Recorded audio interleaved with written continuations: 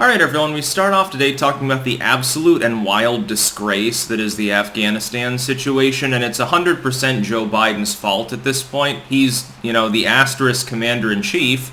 If there's a military logistics nightmare, you can't blame Orange Man. You can't blame some field commander. You can't blame the Taliban. They're just doing what you antagonize them into doing. It's very funny to get to the point where U.S. policy is actually so sleazy in some regard that the Taliban actually find themselves capable of justifying their actions, butcherous and insane as they are to large swaths of people. Joe Biden is nuts. Take a look. 2 links in the description this time. He's even getting ridiculed by CNN. He was on CNN the other day, and he's like, "Oh, I take zero responsibility for this. No, my job is to protect the U.S. public interest." That is true. What interest has been served by Joe Biden's actions with regards to Afghanistan? We'll find out. Let's explore a little bit more deeply. First and foremost, if you're watching this video on YouTube, there will be a pinned comment down below with links to 4 other sites that I put videos on. Keep in mind I make 2 exclusive videos a day. By the way, this is Sunday, so there will be a Q&A live stream later. That'll be in some hours. That being said, first link is him refusing to take any responsibility. The situation in Afghanistan is this.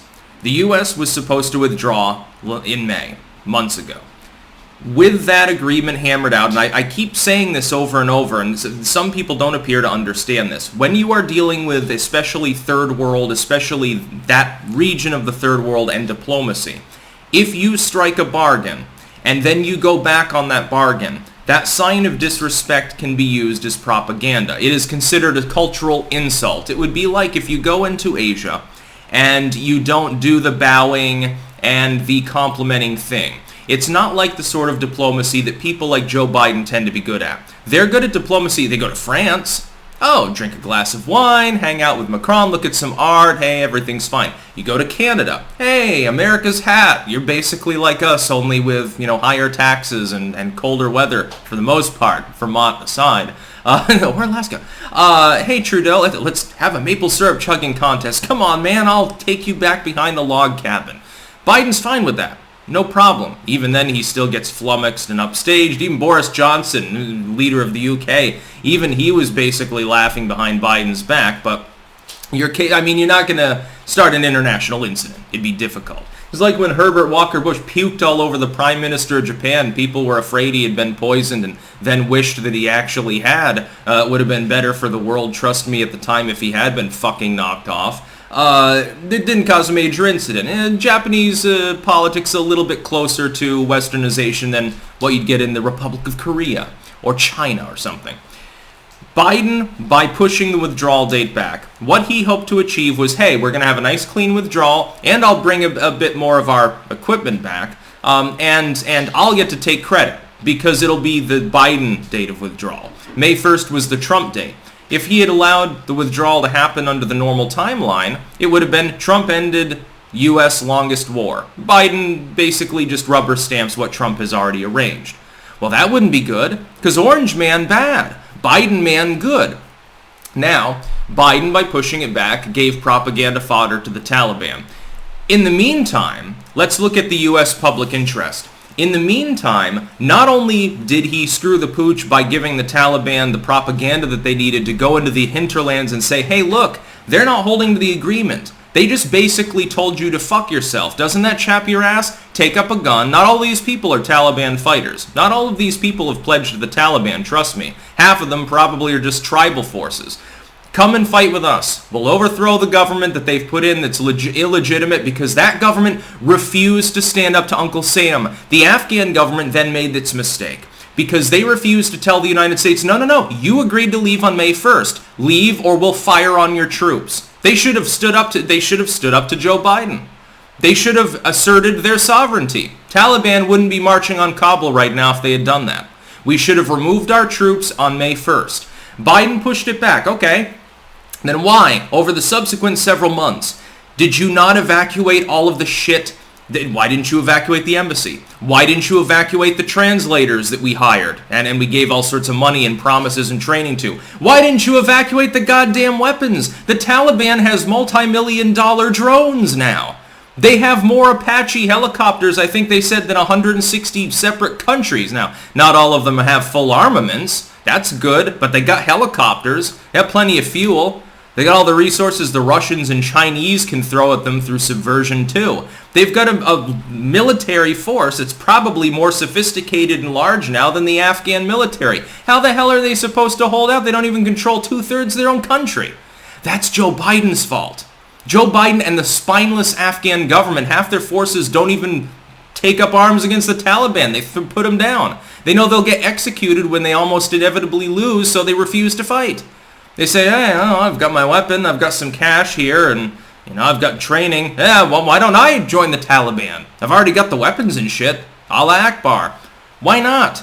Why wouldn't you? If a group is in control of 2/3 of your country, including most of its industrially fruitful land, because Kabul's the major city, they've overrun Kandahar and Herat and half a dozen others, but all those hinterland areas that people say, well, they're sparsely populated and worthless, where do you think the fucking rare earth minerals Afghanistan is actually notable for or mined? Kabul? You think that they're mined there? No, they're mined out all over the goddamn place. The Taliban controls most of the Afghan economy. What about the poppy fields? Those are a cash crop. Fentanyl's cheap now because China wants to get the whole world addicted. I think they're just compensating for the opium wars period, but whatever. Now, Biden is doing so badly, second link in the description, even CNN is airing grievances about him. Even CNN. Now, CNN is basically the Democratic Party's mouthpiece. When you've lost CNN, only 7 months into your goddamn asterisk administration, by screwing a foreign policy situation this badly, you know it's really bad. This is going to weigh like a chain around Biden's neck, by the way, in the polls. Now notice, even there with the legacy media, they're tacitly unendorsing his actions and saying, Jesus, he refuses to take responsibility. They're noting the fact that he moved the date back, although they're not quite connecting it the way that I do because they've still got some lingering Trump derangement syndrome. Who's in support of what Biden's doing there? And then the hawks come along and say, well, we need to commit more troops. We need to stop this from happening. No, we don't need to do that. We should have just withdrawn in May. The Afghan government gave its blessing for that date. The Taliban signed on. Now, the Taliban was always going to look for excuses to rock the boat, but it wouldn't have been our fault because they wouldn't have been able to use our withdrawal as propaganda because they signed on to it. But then we said, hey, we don't trust the Afghan government that we spent 20 years building to be able to do things. We're staying for a few extra months, but we're going to leave all this shit behind. Why did we leave all this shit behind? Why didn't we bomb our base into smithereens and destroy the vehicles if we didn't intend to take them? Why didn't we take the hundreds of Humvees and APCs that the Taliban can now use to attack Kabul? They're going to besiege it. They're going to be using weapons that are just as sophisticated as what the Afghan government has, minus maybe some heavy main battle tanks. Well, how long are those going to be able to fight without fuel? The Taliban controls the oil now. And I know that's the more Middle East, this is Central Asia, but I mean, there is fuel resources, and definitely you have to have airfields to ship in more. The Taliban seems to control some of them as well. Kandahar is a fairly large city. Herat is reasonable in size. There's more than just Kabul and mountains in Afghanistan. For Biden to take those zero responsibility looks callous. It looks like he doesn't give a shit. Now the leftoids are saying we need to take Afghan refugees. No, we don't.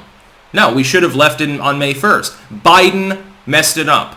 He's going to blame Orange Man and say, well, man, come on, man. We couldn't have withdrawn that quickly, man. Trump brokered a bad deal. He shouldn't have brokered a deal at all. He should have waited until adults, mature people were running the government. We should be the ones doing it. Then we'd be in Afghanistan till like 2030 anyway. What the fuck is the point? We've spent $2 trillion in 2 decades accomplishing goddamn nothing. We had a sliver of opportunity to leave nice and clean and say, well, it's not really a win, but it's kind of a stalemate. It's not another Vietnam situation.